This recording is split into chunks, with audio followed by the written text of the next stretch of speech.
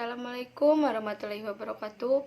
Perkenalkan, nama saya Nurlisi Papuja, Prodi PGSD, kelas B semester 4, Universitas Muhammadiyah Tasikmalaya. Di sini saya akan menjelaskan tentang karya monumental umat Islam dalam bidang ipteks untuk memenuhi mata kuliah Al-Islam dan Kemuhammadiyahan. Di sini saya akan menjelaskan tentang karya monumental umat Islam dalam bidang ipteks yang meliputi A. Zaman kejayaan umat Islam di bidang ipteks. B. Sebab-sebab kemajuan umat Islam dalam bidang ipteks. C. Sebab-sebab kemunduran umat Islam di bidang ipteks. D. Upaya-upaya kebangkitan kembali umat Islam dalam bidang ipteks.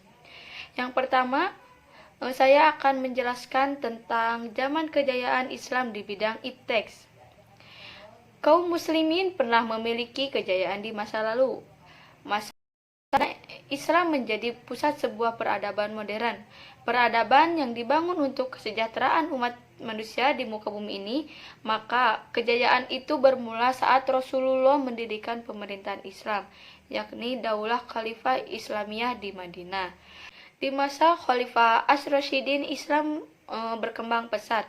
Terjemahan buku-buku bangsa Arab, terutama buku-buku keilmuan, hampir menjadi satu-satunya sumber bagi pengajaran di perguruan-perguruan tinggi Eropa selama 5 atau 6 abad. Khalifah Abbasiyah tercatat dalam sejarah Islam dari tahun 750 sampai 1517 Masehi atau 132 sampai 923 Hijriah, diawali oleh Khalifah Abu al-Abbas Asy-Syafa dan diakhiri oleh Khalifah Al-Mutawakkil Aliyah III. Pada abad ke-8 dan 9 Masehi, negeri Irak dihuni oleh 30 juta penduduk yang 80%-nya merupakan petani. Kecanggihan teknologi masa ini juga terlihat dari peninggalan-peninggalan sejarahnya. Masa kejayaan Islam, terutama dalam bidang ilmu pengetahuan dan teknologi, terjadi pada masa pemerintahan Harun ar-Rasyid. Dia adalah khalifah dinasti Abbasiyah yang berkuasa pada tahun 786.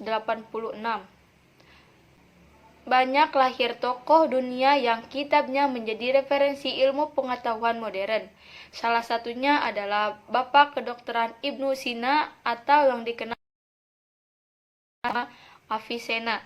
Sebelum Islam datang, Eropa berada dalam abad ke-8. Tak satu pun bidang ilmu yang maju, bahkan lebih percaya tahayul. B. Sebab-sebab kemajuan umat Islam di bidang teks. Islam mengalami kebangkitan intelektual dan kultural yang spektakuler.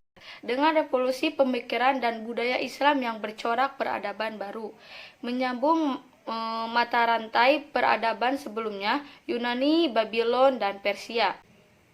Islam yang kosmopolit, humanistik, kultural, dan saintik.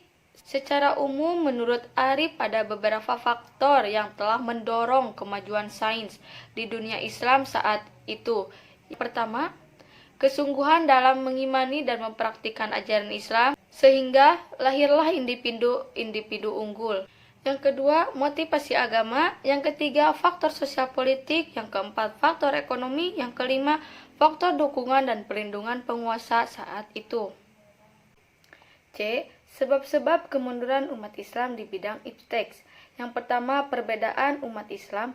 Yang kedua, ilmu pengetahuan yang menyimpang. Yang ketiga, kurangnya kesadaran umat Islam akan pentingnya ilmu pengetahuan. Yang terakhir, ada upaya-upaya kebangkitan kembali umat Islam dalam bidang ipteks. Ada 3 upaya konkret yang dilakukan umat Islam mengembalikan kejayaan Islam di masa lampau. Yang pertama, merapatkan barisan. Allah berfirman dalam Quran surat Al-Imran ayat 103 yang isinya, dan berpeganglah kalian semuanya dengan tali atau agama Allah, dan janganlah kalian bercerai-berai. Yang kedua, kembali kepada tradisi keilmuan dalam agama Islam. Dalam Islam ada 2 jenis ilmu, yaitu ilmu fardu ain dan fardu kifayah. Yang masuk golongan ilmu fardu ain adalah Quran, hadis, fikih, tauhid, akhlak, dan syariah, dan cabang-cabangnya. Sedangkan ilmu fardu kifayah adalah kedokteran, matematika, psikologi, dan sains lainnya. Yang ketiga, dengan mewujudkan sistem yang berdasarkan syariah Islam. Terima kasih. Sekian penjelasan dari saya tentang karya monumental umat Islam dalam bidang ipteks. Mohon maaf bila banyak kesalahan. Wassalamualaikum warahmatullahi wabarakatuh.